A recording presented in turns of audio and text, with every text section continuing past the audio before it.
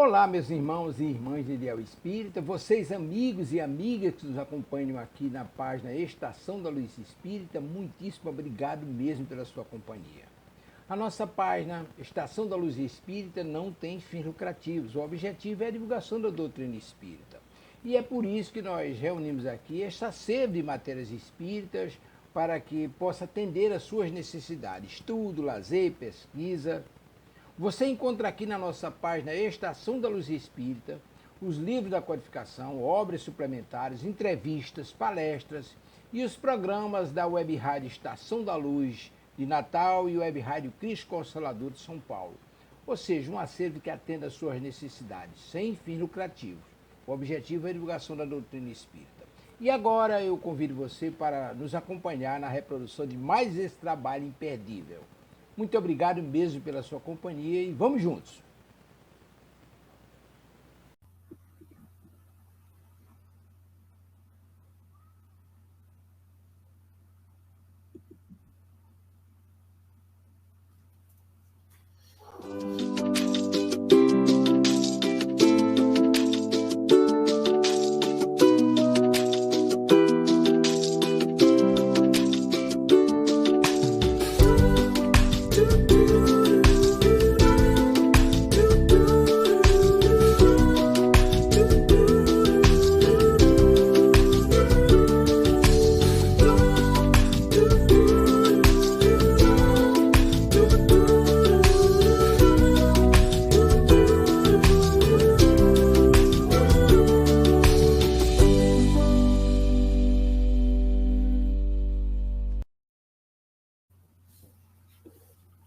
Olá a todos, muito boa tarde, muito bom dia, muito boa noite e muito bom estar com vocês novamente hoje nesse sábado, dando continuidade na leitura e na leitura aprofundada do livro Paulo e Estevão, no qual a gente humildemente intitulou como Paulo e Nós, exatamente porque o objetivo dessa leitura é entendermos hoje como nós poderemos nos portar, o que nós poderemos fazer para tentar chegar pelo menos um pouquinho perto do Paulo. Olá, Maristela, Georgette, olá a todos vocês.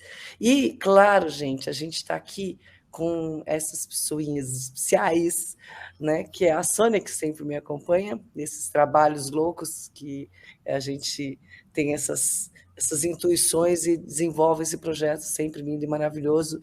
Sônia, tudo bom? Olá, boa noite, boa tarde ou bom dia, dependendo da hora que vão ouvir.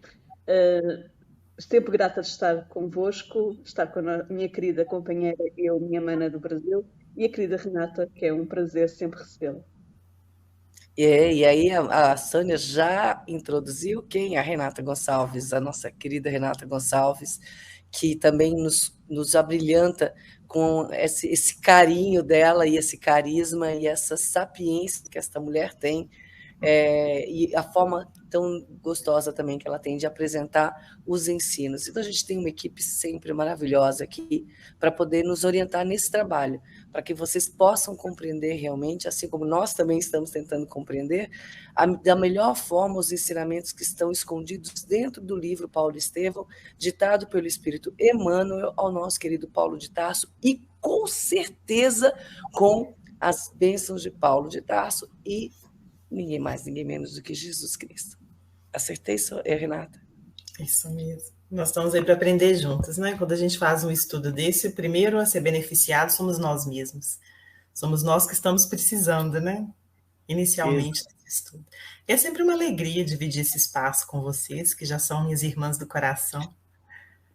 Uma alegria. Esse livro maravilhoso que transforma as nossas vidas. Transforma, está transformando a minha, tenho certeza que está transformando de vocês também, que estão assistindo e acompanhando a gente, porque os ensinamentos que realmente vêm embutidos neles são muito, muito importantes. Hoje eu não estou aqui com o meu livro, mas o meu livro, a página é o mesmo do livro da Renata, então eu vou pedir, Renata, para você falar qual é a tua página. O meu está na página 97, que é essa edição da FEB aqui. É uma edição mais antiga, mas na página 97. Da edição da FEP, é também a mesma página, e da FEB atual também a mesma página, tá? A gente já coincidiu isso. Sônia, qual é a sua? A minha página será 53, a tua será outra, porque o teu PDF é outro. Exato. O que não é tecnologia, né? Maravilha. Eu tive que viajar, não cabia meu livro aqui, infelizmente, mas eu sabia que a internet ia me auxiliar em conseguir fazer essa leitura aqui com vocês através do PDF. Maravilha. Então, gente, nada é por acaso, né? Tá aí a internet, cheio de coisas boas também para a gente poder pesquisar e se atualizar. Vamos começar com a nossa abertura, e hoje, vocês perceberam que eu estou com a voz um pouquinho rouquinha, né? Mas dá para fazer essa leitura com vocês, eu tenho certeza que vão conseguir entender. Hoje, quem vai fazer a oração para a gente vai ser a nossa super Sônia. Sônia? Olá, outra vez, então uma pequena pressa.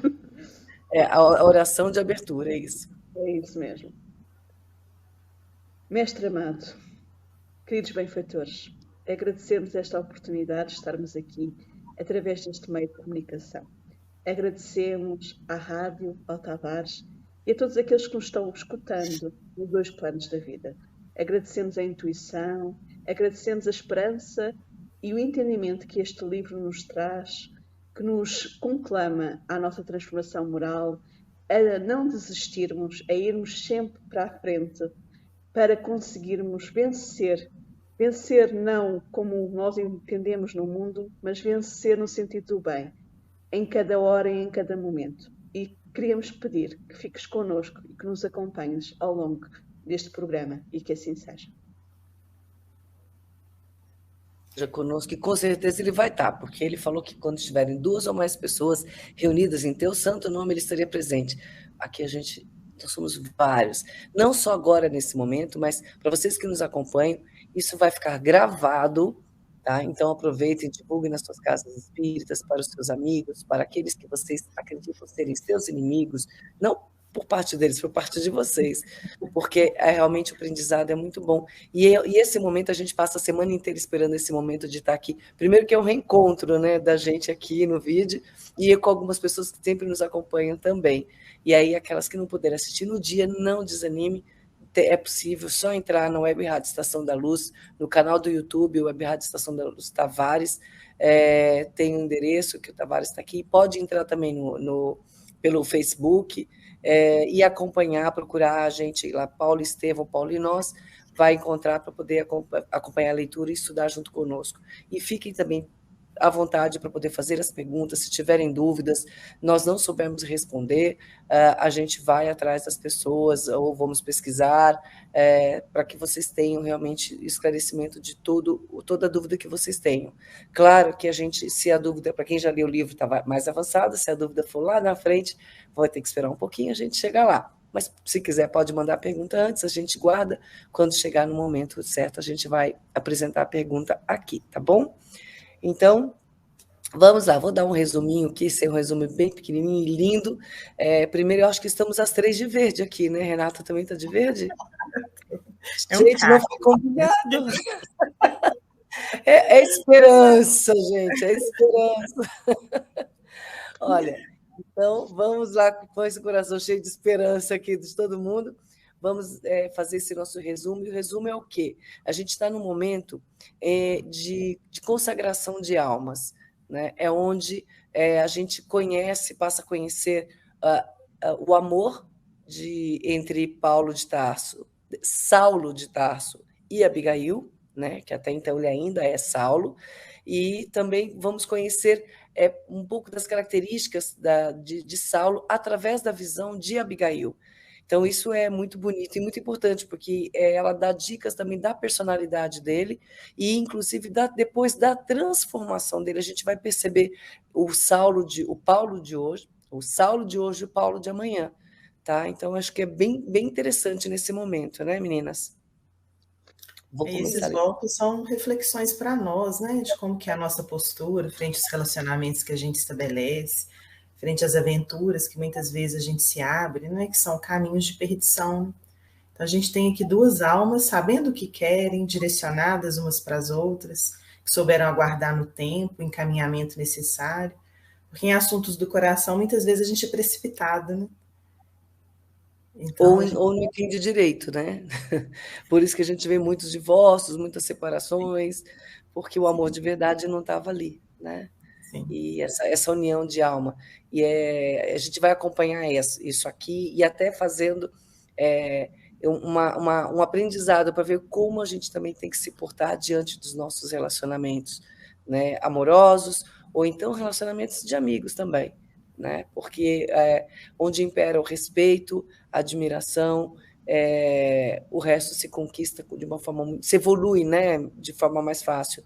Né? E eu vejo muito o teu casamento, Renata, eu fico muito feliz, eu conheci tua família linda, e olha, quando acho que isso que eu falei serve muito, quando há admiração e o respeito, isso já é uma boa base para o amor, né? Então, vamos lá, vamos conhecer essa história e transportar aqui também para o nosso dia de hoje, ver como é que a gente pode fazer essa nossa transformação. Aqui, então, o Estevão, vou só ler um parágrafo antes, meninas, para a gente entender o seguinte, tá? Aqui, a Abigail diz para ele, né, responde para Estevão: viveremos um para o outro e teremos filhos fiéis a Deus. Serei a orientação da nossa vida, serás a obediência em nossa luz, em nossa paz. Nossa casa será um templo. O amor a Deus será sua maior coluna, e quando o trabalho exigir minha ausência do altar doméstico, ficarás velando. Desculpa, aqui foi Saulo falando para Abigail, né? E quando o trabalho exigir minha ausência do altar doméstico, ficarás velando no tabernáculo da nossa aventura. Aí diz Abigail: sim, querido, que não faria por ti. Mandarás e obedecerei. Serás a ordem de minha vida, e eu rogarei ao Senhor que me auxilie a ser teu bálsamo de ternura. Quando estiveres fatigado, lembrar-me-ei de minha mãe e adormecerei tua alma generosa com as mais formosas orações de Davi. Interpretarás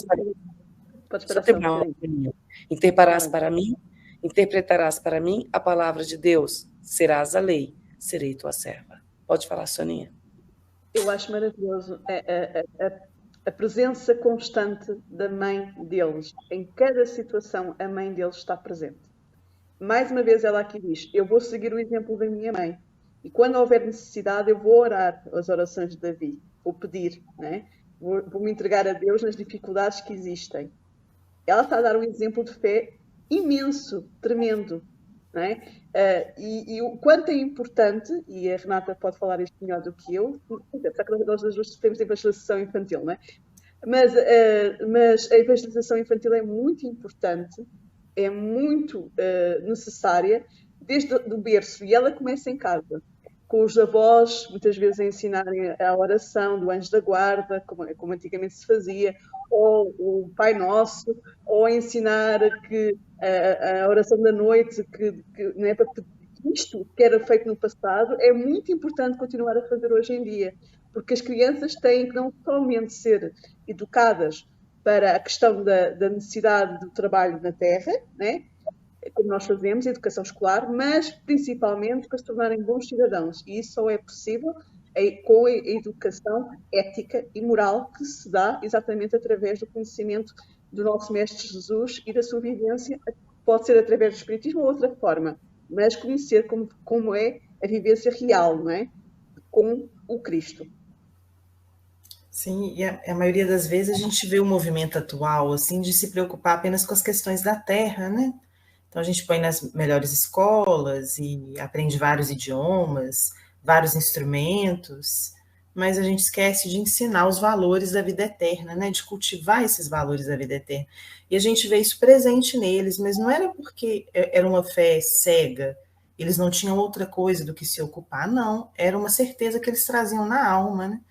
Porque a fé já é essa certeza. Então, eles já tinham esses valores consolidados, por isso eles transpareciam. Mas é importante, porque a gente conversava nos bastidores, né?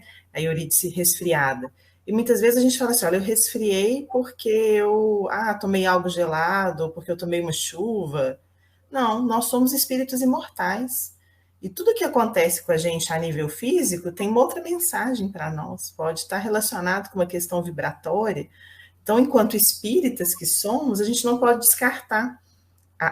Tudo que nos acontece não pode ser visto apenas de maneira mecânica. uma mensagem, é algo que a gente precisa aprender, principalmente na parte respiratória, né? Porque às vezes são processos demorados, que a gente fica muito tempo ali com eles. O que será que está difícil às vezes, né? Sem querer te expor, minha amiga, jamais, né? Mas... E eu acho que até o meu, no caso daqui, a voz também, que travou aqui, eu pode dizer, será que não está na hora de eu falar menos? Eu acho muito claro. Vou fazer uma pergunta aqui, já que eu tenho que falar menos, mas eu ainda não aprendi. Essa parte do mandarás e obedecerei. Eu gostaria muito de ouvir a tua versão, Renata.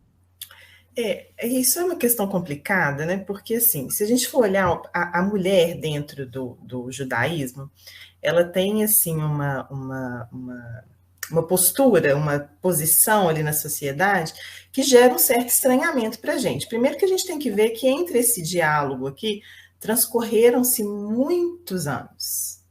Já não se dá da mesma forma. Então, a própria mulher, dentro do judaísmo, ela não é vista da mesma maneira. Uma das coisas que eu aprendi, estando lá em Israel, com a guia, que era judia, nativa, ela disse que quando eles casam, os termos do divórcio já são estabelecidos no ato do casamento.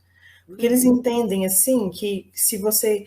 Porque o divórcio, às vezes, acontece num momento, assim, de dor, de mágoa. Então, eles já tratam quando é o momento de amor.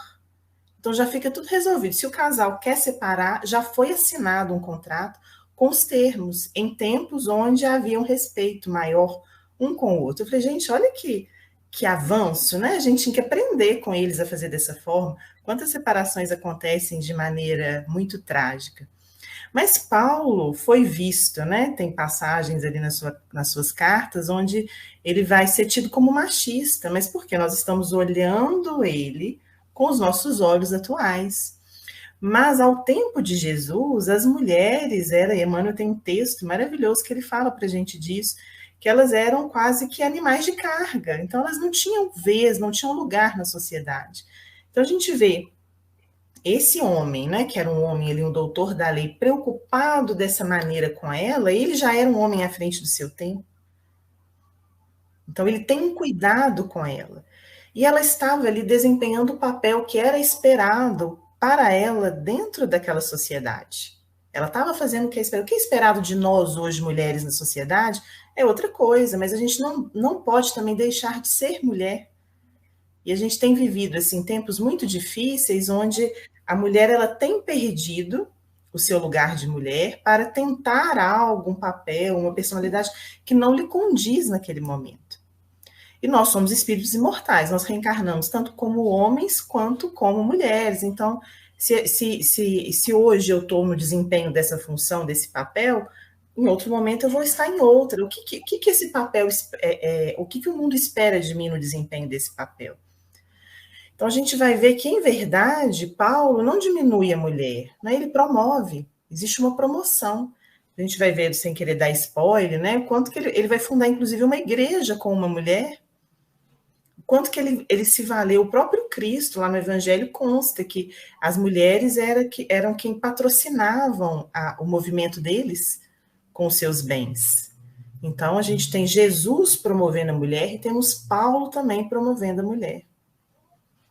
Muito bem, saber que foi uma né? resposta muito... papel, né? O amor ali, o cuidado com os filhos, é o que ela tinha para fazer.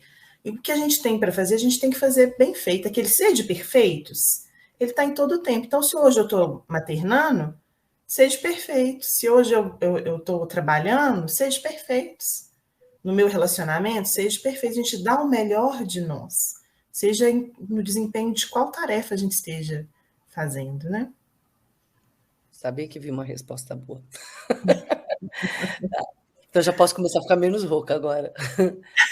Saulo, estou mal. Saulo enternecia-se ouvindo aquelas expressões blandiciosas, ao que você falou, né? O respeito. A Soninha quer falar. Sônia, desculpa. Pode falar, Sônia, desculpa. Faz mal.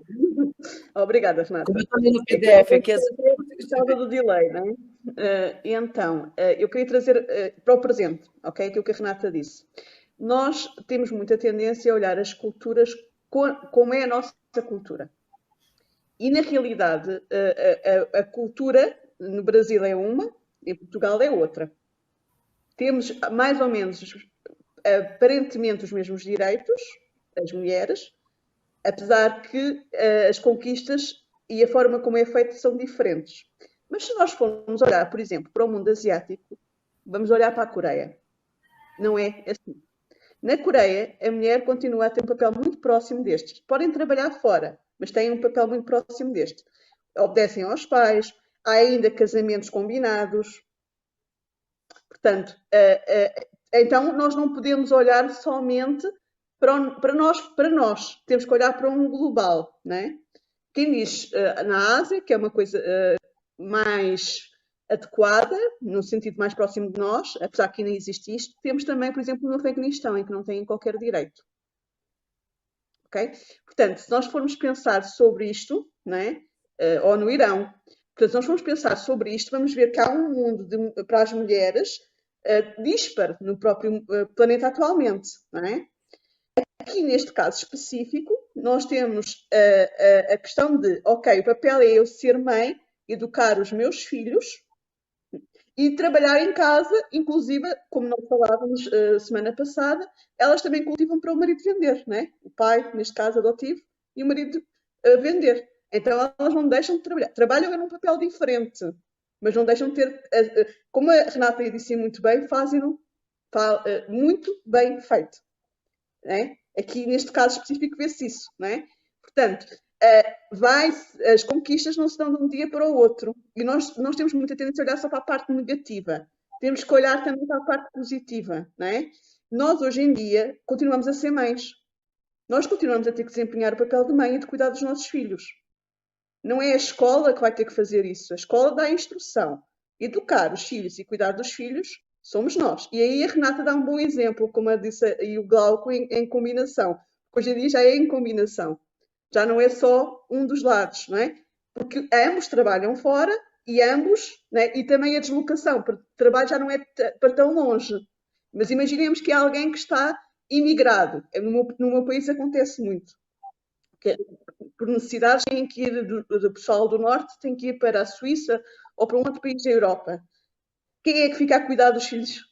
As mulheres. Enquanto eles estão lá fora não sei quantos meses para conseguirem granjear o sustento para a casa.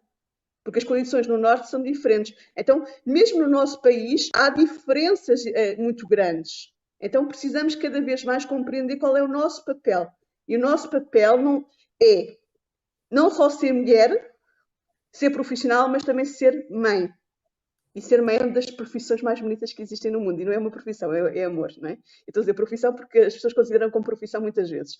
E eu queria dizer o seguinte: quando uma mulher decide ficar em casa, não porque é obrigada, mas porque sente que é seu papel dela e que pode o fazer para cuidar dos seus filhos da melhor forma, nós também não devemos ostracizar. Não podes passar do 8 para 80. Temos que compreender que cada um vive as coisas de acordo com o seu íntimo e de acordo com aquilo que se comprometeu no plano espiritual. E quando nós recebemos uma criança, nós comprometemos a cuidar de um filho de Deus. É um compromisso que tem que ser bem feito. Estava no mudo isso aí. Saulo enternecia-se ouvindo aquelas expressões blandiciosas. Eram as mais belas que já havia recolhido de um coração feminino. Mulher alguma, que não Abigail, jamais assim lhe falara ao espírito impetuoso. Habituado aos longos e difíceis raciocínios, escaldando o cérebro dos silogismos dos doutores, em busca de futuro brilhante, sentia a alma ressecada, sedenta de verdadeiro idealismo. Desde criança, com a sadia educação doméstica, guardava puros os sentimentos, os primeiros impulsos do coração, sem jamais contaminá-los na esteira dos prazeres fáceis ou do fogo das paixões violentas que sonham deixar na alma o carvão das dores sem esperanças. Acostumado ao esporte... Vamos parar Pode, eu vi. Eu vi, mas não vi. Você está olhando de cá e de lá. A gente tem aqui um movimento que hoje em dia assim, parece que tá fora de moda, né? Alguém se guardar, alguém esperar, alguém não querer se envolver em aventuras amorosas.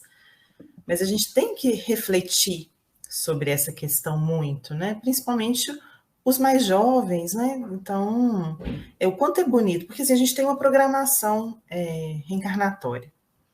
Então, dentro dessa programação, é necessário que a gente esteja vigilante, que a gente esteja em oração, que a gente medite, para que a espiritualidade encaminhe para nós as pessoas e as situações às quais a gente precisa viver. Então, às vezes, a gente vê pessoas com muita pressa, né? Com muita pressa, se envolvendo em diferentes relacionamentos, se comprometendo espiritualmente nesses relacionamentos, buscando os prazeres fáceis, né? E vão se manchar, como ele fala aqui, né? Vão se contaminar. É claro que ele tinha assim, um pensamento realmente de contaminação, por uma questão religiosa ali também, mas a gente tem que pensar que o nosso coração, o nosso corpo, ele é templo sagrado. Enquanto templo sagrado, nós precisamos cuidar dele. E nós somos responsáveis por aquilo que a gente cativa, desde um animal que a gente tem em casa, um cachorrinho. Nós somos responsáveis pelo afeto que esse cachorrinho ele deposita em nós, que dirá uma pessoa. Então, quem se candidata a aventuras amorosas, os solteiros, os casados, ainda numa situação muito pior, que tenham cuidado de si, nesse sentido, que estejam atentos, porque a gente não lesa o coração alheio sem severas consequências para nós mesmos. Exato. Essa frase é assim, Saint-Exupéry, né? Mas é isso mesmo, a gente é responsável por tudo aquilo que a gente cativa. A Soninha quer falar, viu, Lilice? Pode falar, Sônia. Então, A Sônia fala, porque eu estou olhando aqui, eu não estou te vendo. É que ela está com a tela tampada, viu, Sônia? Mas você não está com delay hoje, viu? Você não está com delay, não. Tá, é que eu tenho trauma neste momento, já parece que eu estou a interrompê-las e não estou. Eu estava com delay. Ok, hoje não está delay. Perfeito, então já posso interromper. Então, o que é que eu ia dizer? Tudo posso fazer, mas nem tudo me convém, ou nem tudo me é lícito, como nós preferimos a tradução. Esta é uma frase de Paulo de Tarso, das suas epístolas. E eu estava a pensar nisto até porque estamos no mês da prevenção do suicídio, não é? E muitas vezes o suicídio está ligado a problemas emocionais que são provocados exatamente por aquilo que a Renata estava falando. Relações amorosas que nós vamos passando de pessoa para pessoa, principalmente a mulher desvaloriza-se, né, porque eu sou um farrapo humano, ninguém gosta de mim, porque ela não se valoriza a si própria. Valorizarmos a nós próprios é nós dizermos não àquilo que nos faz mal. E o que é que nos faz mal? Faz-nos mal desbaratarmos a nossa energia. A energia sexual, o chakra genésico, é energia criadora. Então essa energia, quando não é uma troca de amor, desgasta-se. E vai fazer problemas a nós. Então nós precisamos cada vez mais de pensar sobre isto, para evitarmos cairmos em depressão e acabarmos por estarmos suscetíveis a que outras almas do outro lado da vida nos possam pressionar e nós cairmos numa situação de suicídio. E isto é muito importante para também compreendermos que não é só a mulher. Os homens também, quando são abandonados, também caem em depressão. E pode acontecer exatamente a mesma coisa. E até levar não só ao suicídio, porque estamos a falar de suicídio, porque estamos no Setembro Amarelo e estamos no mês da prevenção, não é só neste mês, é para ser o ano inteiro. Mas nós estamos agora aqui a frisar e devemos pensar também que quando nós brincamos com os sentimentos dos outros, podemos provocar que o outro se sinta tão lesado que no momento de raiva, de cólera, né, de desgosto, cometa um ato contra nós próprios. E aí vêm os suicídios e homicídios em simultâneo, que é problemático. Então, quando estamos falando disto, estamos a dizer aqui o exemplo de Paulo é um exemplo maravilhoso, porque é um homem a fazer isso, não é só a mulher. Portanto, ele também se está a valorizar. Um homem também não andar neste tipo de... Não é ser homem ter várias mulheres. Ser homem, verdadeiramente, é respeitar os sentimentos alheios. Eu vou-vos contar um caso de um adolescente que eu conhecia e que tinha exatamente essas práticas, normal, não é? E esse adolescente falou com a sua irmã sobre isso. Adolescente, você só corrigiu, o adolescente dela é um adolescente. Obrigada. Pronto, é que a minha forma de pronunciar é diferente. Então, os aborrecentes, como vocês chamam, não é? É assim. Não, adolescente. Pronto. O que eu acho interessante, que eu não acho que eles sejam aborrecentes, para ser sincero, eu acho que eles são pessoas como nós que estão naquele momento em que estão a virar de cima o que eram do passado versus aquilo que aprenderam nesta vida, e aquilo é uma luta interna. Mas o que eu acho interessante e muito importante para nós, sabendo que não vale a pena proibir um jovem, e se não for por exemplo, eu questionei, eu não queria dizer que era eu, mas pronto, não interessa. Eu disse da seguinte forma: se não queres, o que é que tu achavas se fizessem isso à tua mãe, à tua tia e à tua irmã, que são as 3 mulheres da vida dele? Se fizessem isso à tua tia e à tua irmã, o que tu estás a fazer, como é que tu achas que te sentirias e como é que achas que elas se sentiriam? É colocarmos no lugar do outro.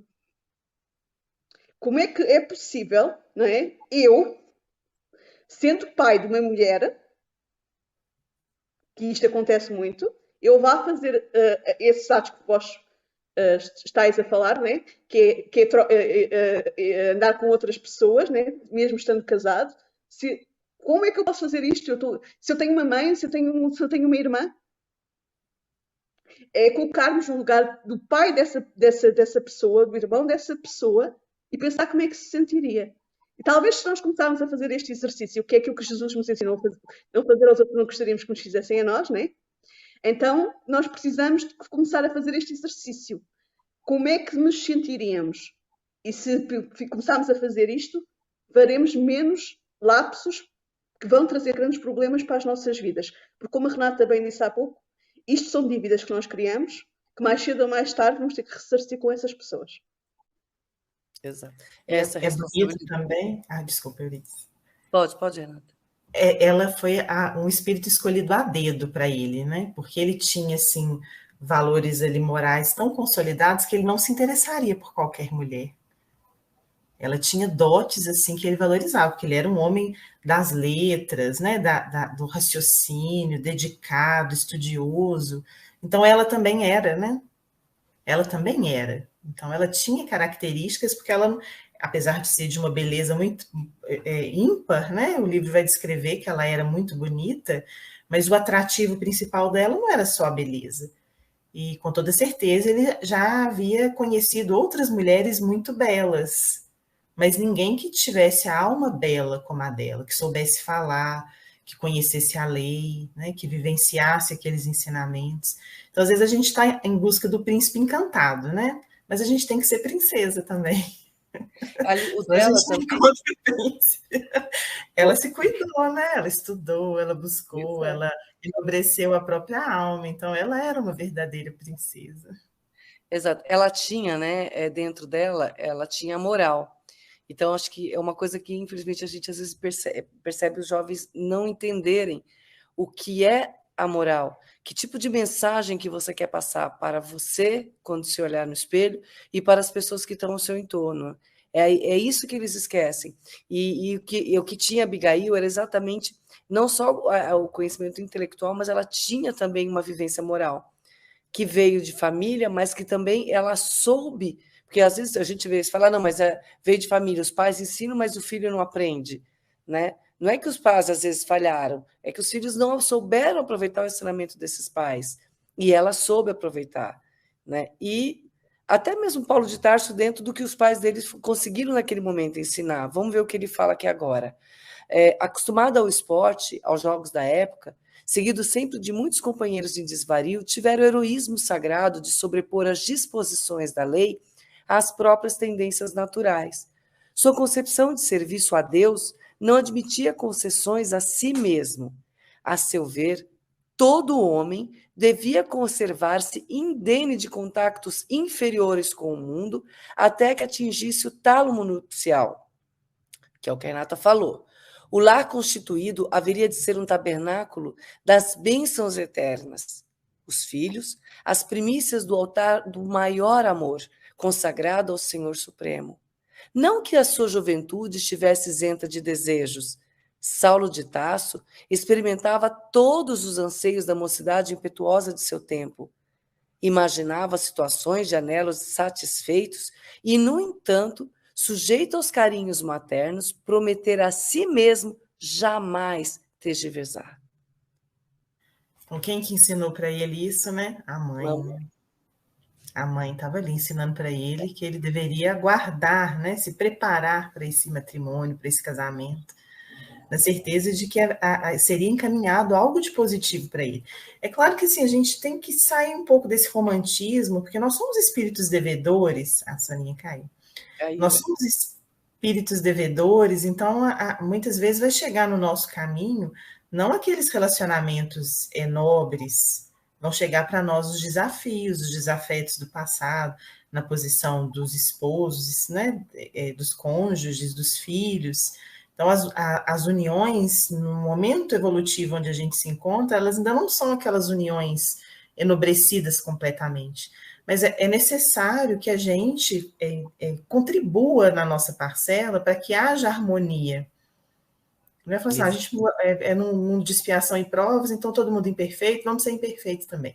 Qual é a minha parte, a minha parcela de perfeição que eu posso, né, contribuir para esse mundo?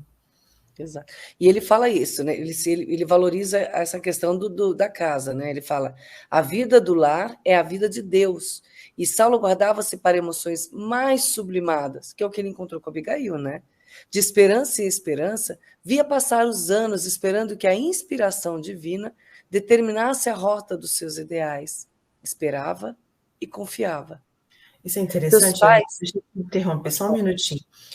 Isso que a Sônia introduziu a questão dos filhos, né, anteriormente, nós temos que ensinar os nossos filhos a cultivar valores eternos.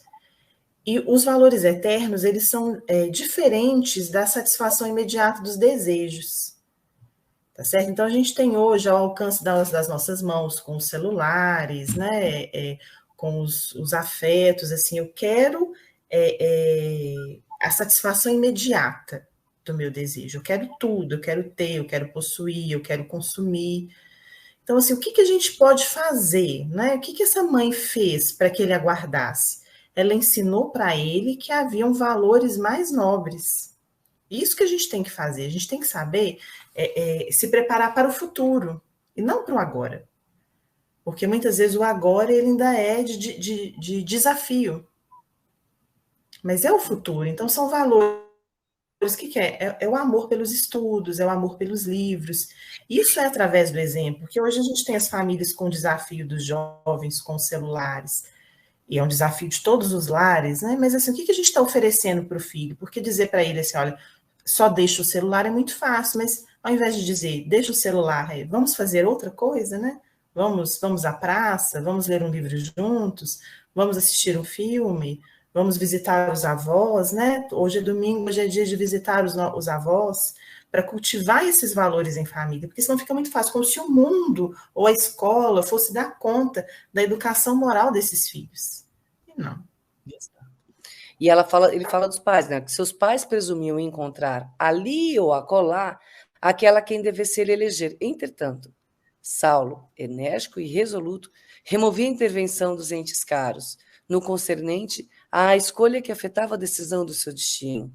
Abigail enchera-lhe o coração.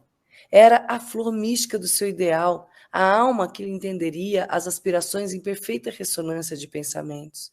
De olhos fixos nas suas feições delicadas, que o luar pálido iluminava, teve ânsias de guardá-la para sempre nos braços fortes. Ao mesmo tempo, doce enternecimento lhe vibrava a alma.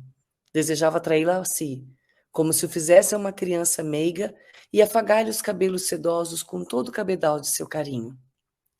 Inebriados de gozo espiritual, falaram longo tempo de amor que os identificava na mesma aspiração de ventura.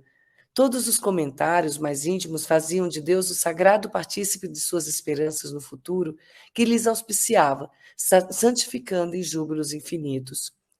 De mãos dadas, extasiaram-se com o plenilúnio maravilhoso. Os eloendros pareciam sorrir-lhes. As rosas orientais, aureoladas pelos raios da lua, eram-lhes qual mensagem de beleza e perfume. Ao despedir-se, Saulo acrescentou venturoso: dentro de 2 dias voltarei a ver-te. Ficamos combinados. Quando Dalila partir, levará notícias nossas aos meus pais e, precisamente de hoje a 6 meses, quero ter-te comigo para sempre. Você está muda, Sônia, não dá para te ouvir. Agora está muda de novo. Muda. Tá. 6 meses, revidou ela ruborizada e surpreendida. Nada haverá, penso, que possa embargar essa resolução, de vez que já temos o indispensável, disse Paulo, né? E se ainda não tivermos até lá notícias de Gesiel? Por mim, desejaria casar-me convicta do seu contentamento e aprovação. Saulo, esboçando leve sorriso, em que havia muito de contrariedade mal dissimulada, esclareceu. Quanto a isso, fica tranquila. Só um Pode falar. minutinho, essa contrariedade, né? Mal. Claro que a gente não está assim, né? Às vezes a nossa contrariedade ela não é mal dissimulada, não. Quando a gente está contrariado, a gente grita para todos os ventos e arruma uma confusão. Então, se ele está ali mal dissimulado, mas já revela assim que ele era alguém que sabia o que queria e não gostava muito de quem se colocasse contra isso. Né? Então, ela ali, claro que ali dentro ali desse doce encantamento que todo início de relacionamento é revestido, ele já revela, né, a sua posição impetuosa, orgulhosa. Então, o orgulhoso, ele não gosta de ser contrariado. Ele quer que o ponto de vista dele prevaleça, que as vontades dele prevaleçam. E a gente sabe que o orgulho é chaga que faz com que a gente tropece, muitas vezes. Então, que a gente esteja atento às contrariedades. Porque nós somos colocados em situações onde nós somos contrariados. E é nessa contrariedade que surge a oportunidade da virtude aparecer. Se a gente não for incomodado, a gente não muda, né? Então, como é que eu vou desenvolver a paciência? É com situações difíceis. Você fala assim, nossa, meu Deus, me dá paciência, eu quero paciência. Aí o que Deus manda? Escola de paciência, problema. E vou até dar essa recomendação para a Georgette Fiquene, que ela fala, ensinamos, mas esses fatos são como golpe mortal ao coração de mãe. Mas paciência, continua ensinando, Georgette, essa é sua parte como mãe. Né? Minha amiga, Georgette, ó, beijo para você, amiga do coração. Vocês não me estão a ouvir? Agora sim. Agora sim? Ok, perfeito. Sim. Então, eu vou voltar um bocadinho atrás, né? Porque eu tive aqueles problemas técnicos que eu amo a tecnologia, é mesmo que eu estudei tecnologia, posso dizer que eu amo. Mas a tecnologia também me traz contrariedades e eu não fico nada chateada com isso. Eu volto a frisar outra vez isto. O quanto é importante o papel de mãe.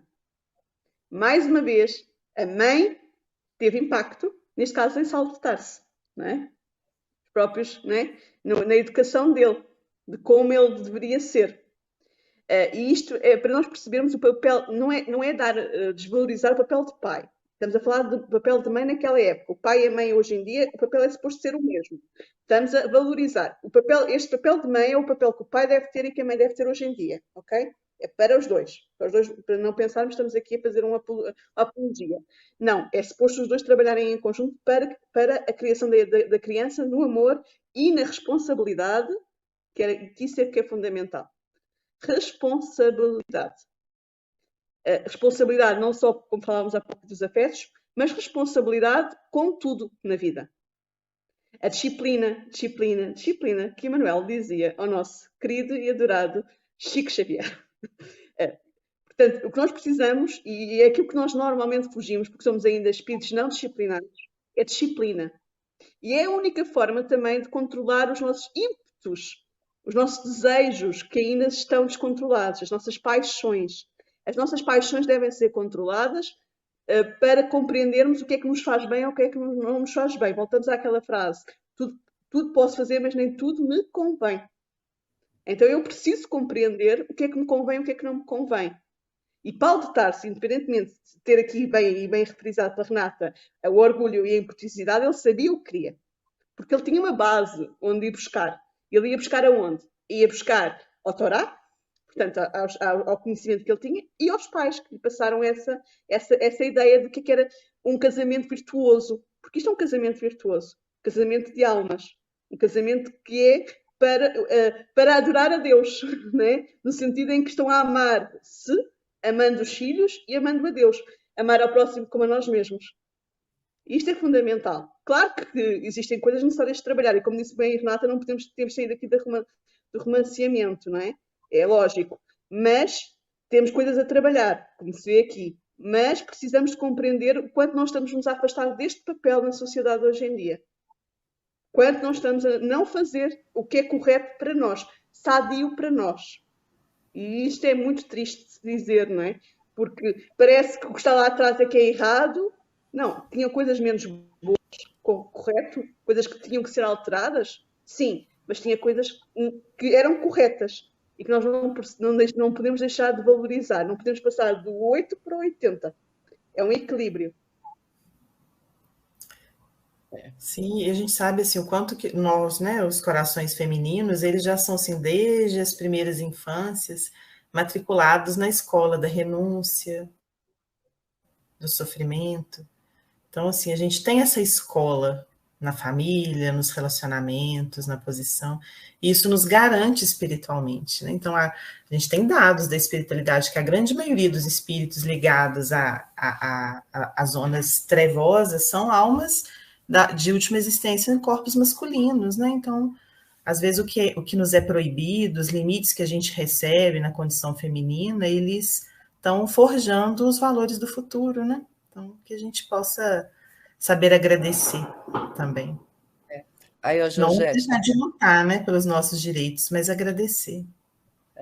E, Georgette, paciência e persistência. Quanto a isso, diz Saulo, né? Quanto a isso, fica tranquila.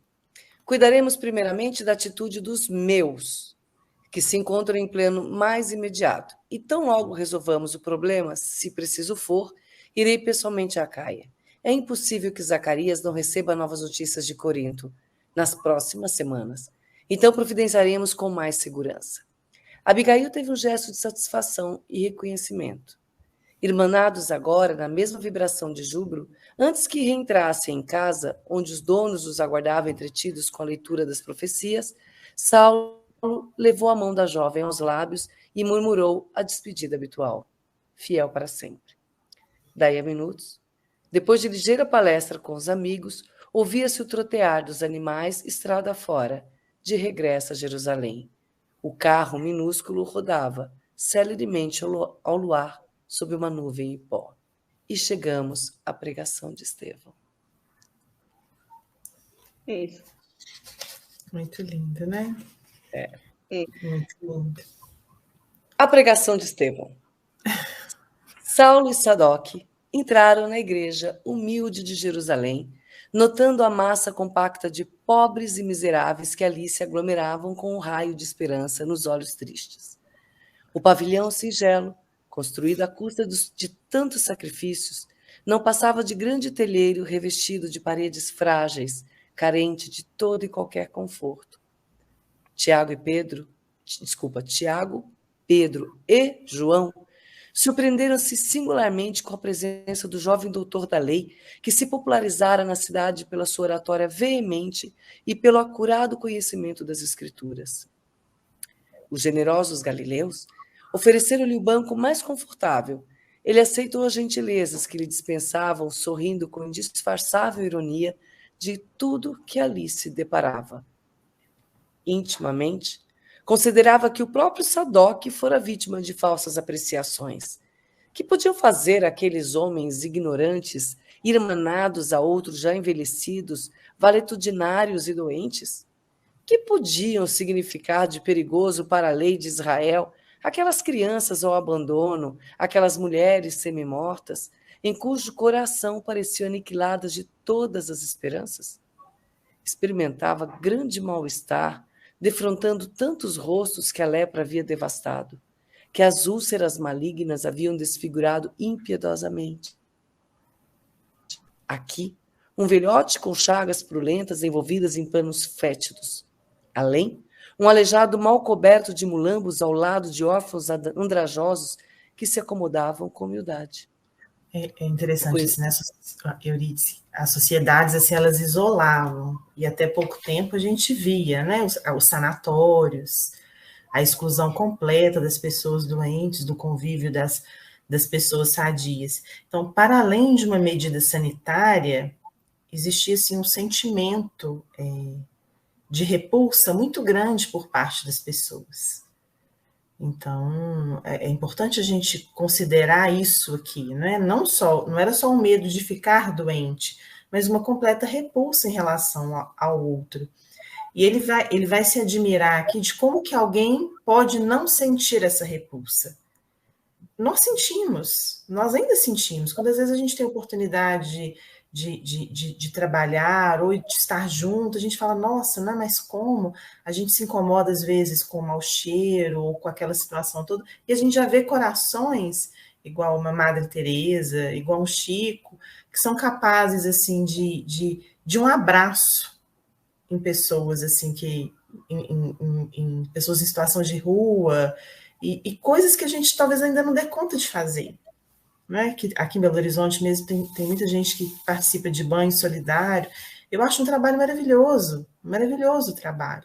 Como que tem gente que se entrega ao cuidado do outro nessas condições, né? E ele é capaz de fazer, né? Não tem aquela passagem que o jornalista conversa com a Madre Teresa, eu não faria isso, ele vê ela cuidando de um doente ou dando banho, eu não faria isso por dinheiro nenhum no mundo, ele fala para ela fala, eu também não, né? Ela faz por amor, não é? É diferente. É por amor, é por doação, é por abnegação. Eu estava-me a lembrar que a mim me marcou muito na minha infância e adolescência, pelo local onde eu vivia, a questão das drogas, SIDA, que era um flagelo naquela época. Hoje em dia a doença, apesar de não ter cura, tem forma de controlar e a pessoa consegue viver uma medicação, não é? Naquela época, eu recordo-me disto e eu vou contar porque eu acho que é importante nós percebermos. Nós já sabíamos como é que as coisas se transmitiam, já tinha passado um tempo, sabíamos como é que eram as coisas. E havia um familiar meu que foi à minha casa, né? Minha casa dos meus pais. Meus pais, vou corrigir, o meu padrasto e a minha mãe, que é para não pensarmos que é o meu pai. O meu pai naquela altura já não vivia comigo. E era prima do meu padrasto, a pessoa. E ela foi lá, a gente comeu com ela. Mal ela saiu porta fora, a primeira coisa que me foi dita, e isso chocou-me na época, foi: pega nessas coisas todas e vai escaldar. E eu pensei, mas isso não se transmite desta forma. Porque já tinha esse conhecimento da escola, né? Portanto, a ignorância, não é? Porquê que eu estou a contar isto? A ignorância leva muito a que nós façamos esse julgamento de repulsa, né? Nós não sabemos porque é que o outro está doente. A doença é uma fraqueza do outro. O outro é fraco. Não. A doença é algo que nos é dado para nós podermos vencermos a nós próprios e ajudar os outros que estão à nossa volta a amar, a pôr em prática a caridade. E esta visão não existia naquela época. Esta é uma visão que nos é trazida posteriormente, não é? Portanto, então nós precisamos, ainda agora recentemente, nós tivemos exatamente o mesmo exemplo com o Covid, só que a diferença é que nós já tínhamos aprendido que, ok, não sabemos, temos que nos isolar, mas vamos na mesma cuidar. Mas não foi em todas as situações. Existiram casos que eu, no meu país ao lado, em que as pessoas queriam que os enfermeiros não fossem para casa porque tinham medo que, mesmo que não fosse na casa deles, fosse no prédio, levassem a doença. E os enfermeiros estavam cuidando daqueles que estavam doentes. Então, nós precisamos de compreender que há aqui ainda uma grande dificuldade nossa de abnegação ao ponto de, espera, isto não está a ir em excesso. Não podemos ir por aí. Portanto, porque temos uma coisa ainda que é o instinto de sobrevivência. E o instinto de sobrevivência faz isto, as duas coisas juntas, não é? Muitas vezes o não compreender porque é que a doença vem, e hoje em dia temos esse entendimento, mas também eu tenho medo, eu vou morrer. E isto vai de encontrar aquela conversa do Chico no avião, não é? Então morra com educação. Não é? Nós sabemos, nós espíritas sabemos que vamos continuar a viver. Então vamos fazer as coisas com amor. mesmo tomando precauções, mas com amor. E tratando os outros como gostaríamos que nos tratassem a nós. Isso, acho que talvez seja a melhor forma. Eu me E era lembrei fazer... que... Oi, Euridice, por Posso favor. falar? Eu me lembrei do programa anterior, né, onde vocês respondiam uma questão de por que Paulo não conhecia sobre Jesus. E aqui a gente tem uma questão interessante, né, nesse momento aqui de Paulo ali na igreja.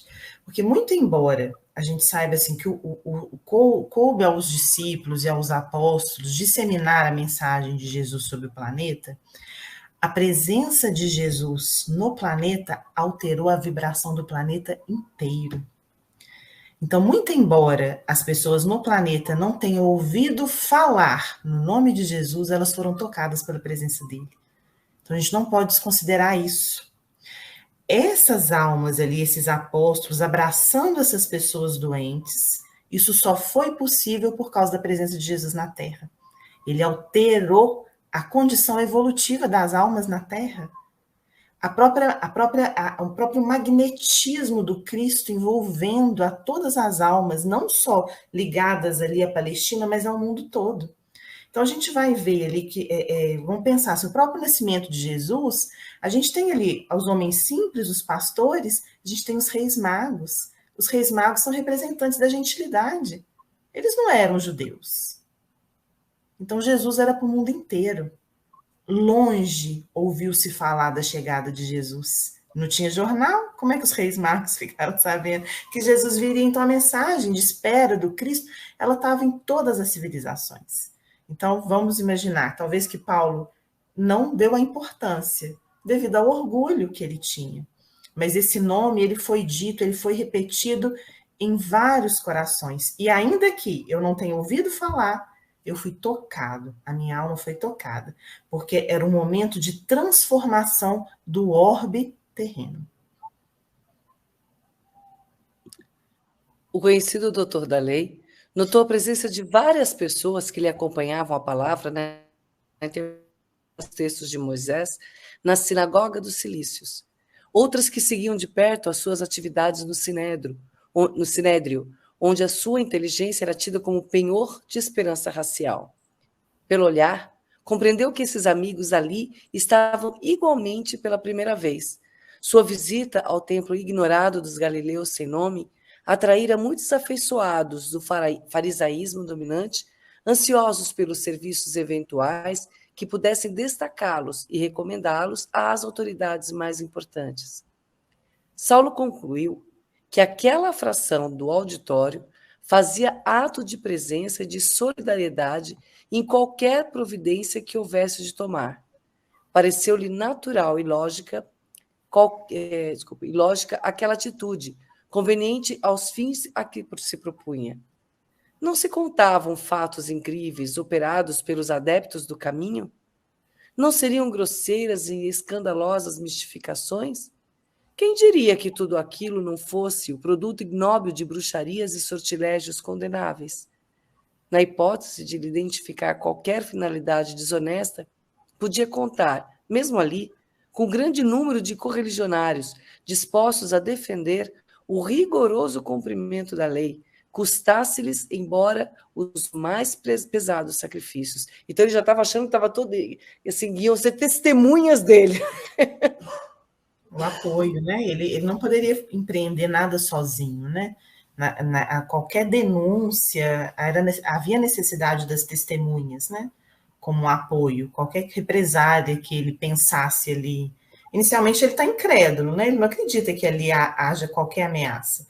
Ele entra com o pensamento de superioridade, realmente, né? Ele se sente assim muito mais do que tudo e todos ali naquele ambiente. E ele vai descobrir um homem muito maior do que ele, né? Moralmente. É isso. Mais que um. Esse vai ser o problema, porque vai ferir o orgulho dele, não é? O verbo cheio de lastro, né? O verbo cheio de lastro, que só o amor e o sofrimento constroem. E mal saber ele quem era a pessoa que ele vai descobrir, né? Notando um que outro quadro menos grato ao seu olhar, acostumado a usar ambientes de luxo, evitava fixar os aleijados e doentes que se acotovelavam no recinto, chamando a atenção de Sadoc com observações irônicas e pitorescas. É porque Quando- ele mostra, né, o doente, a pessoa assim, ela revela a nossa fragilidade. Então a gente evita olhar ou desdenha porque a gente se expõe, né? Lembra para nós que nós também estamos sujeitos àquilo acontecer. Então, intimamente, inconscientemente, a presença da doença, ela nos lembra que nós também somos passíveis de adoecer. Então a gente recusa, né? E ainda é irônico, né? Chamando a atenção de Sadoc, eu falei, desculpa.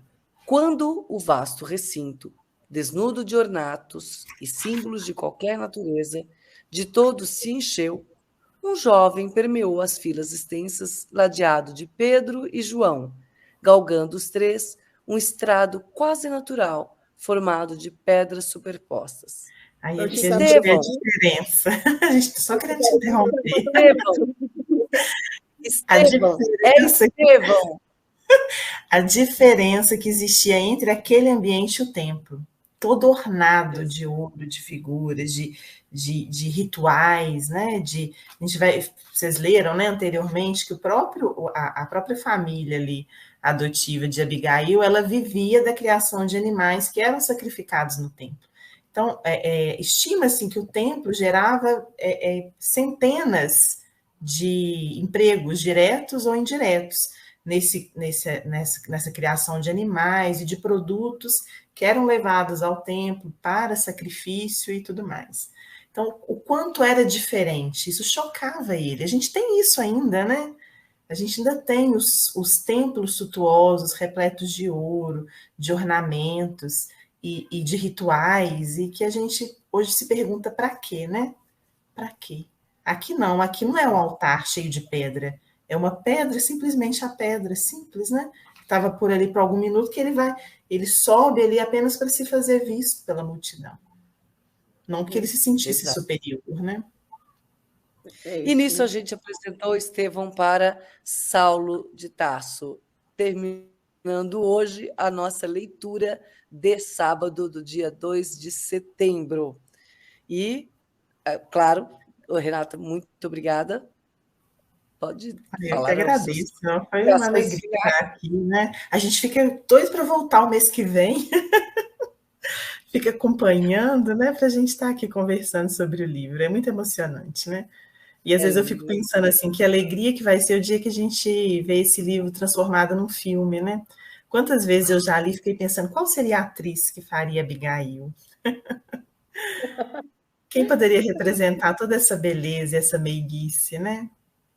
Que a gente espere esse filme, né, em breve. E quem faria Saulo também, o Estevão. Obrigada a você, Renata, por estar com a gente aqui. Muito bom. A sua dedicação também com a gente nesse trabalho, no seu estudo, para poder trazer esse conhecimento. Muito obrigada, viu? Soninha, minha linda, eu vou deixar para você a oração, porque minha voz aqui, né? A oração de encerramento, pode ser? Então, muito obrigada a todos vocês. A Sônia vai agradecer também e dar a oração de encerramento. Eu queria agradecer novamente a presença de cada um de vocês aqui conosco. Sábado que vem estaremos juntos novamente, aqui, curtindo essa leitura maravilhosa de Paulo e Estevão. E claro, né, estando aqui com a presença de vocês. Queremos convidá-los também para terça-feira, nos acompanharem no estudo das cartas de Paulo, ou das epístolas de Paulo. É o mesmo esquema desse aqui, né, Renata? É um grupo de pessoas que fizeram um trabalho, um estudo maravilhoso e montaram um trabalho muito incrível, explicando também a visão espírita das cartas de Paulo de Tarso também, não só de Paulo, mas também de Paulo de Tarso. E neste momento a gente está falando sobre Paulo, as características dele e as características também das cartas que ele escreveu.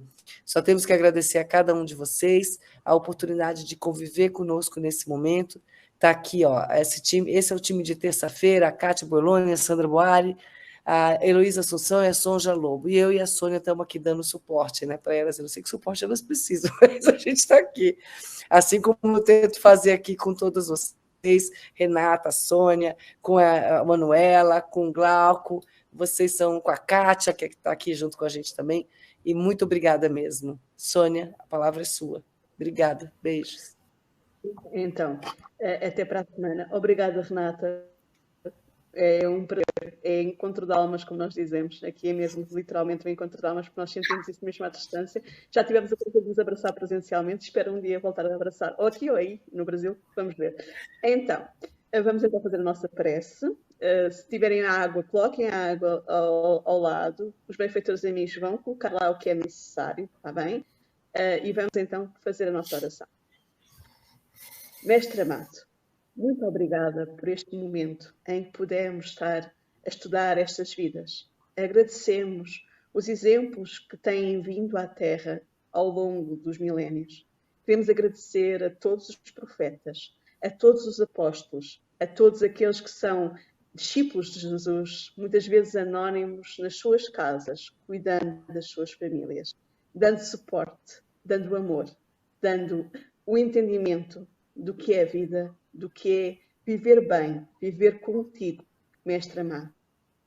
Queremos que todos aqueles que estão neste momento em grandes aflições possam ser envolvidos em vibrações de paz e de amor. Que eles possam sentir a presença do seu anjo da guarda e dos benfeitores amigos cuidando de cada um deles. Que eles possam estar receptivos ao amparo. Queremos também pedir, Senhor, por todos aqueles que se encontram neste momento do outro lado da vida, também em aflição.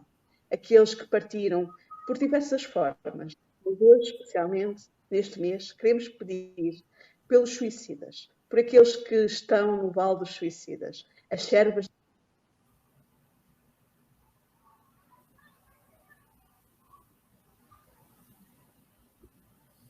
Como a Sônia ficou muda, eu vou dar continuidade, pedir para que as servas de Maria possam estar com eles, amparando-os nesses momentos de tristeza, nesses momentos em que eles tentam se fortalecer para encontrarem a saída das suas próprias tristezas, encontrarem o amor de Maria e também esse amor, esse magnetismo do nosso querido Jesus. Muito obrigada a todos que estiveram conosco, nossos amigos espirituais que nos ampararam neste trabalho. Muito obrigada a todos aqueles que participaram diretamente ou indiretamente conosco nesse trabalho. Que estejamos todos preparados para nos encontrarmos na semana que vem, muito melhores do que estamos hoje, pelo aprendizado que nos deste, Mestre Jesus. Muito obrigada pela tua bênção, pelo teu carinho e pela tua proteção. E que estejamos todos com Deus ao nosso coração. Que assim seja.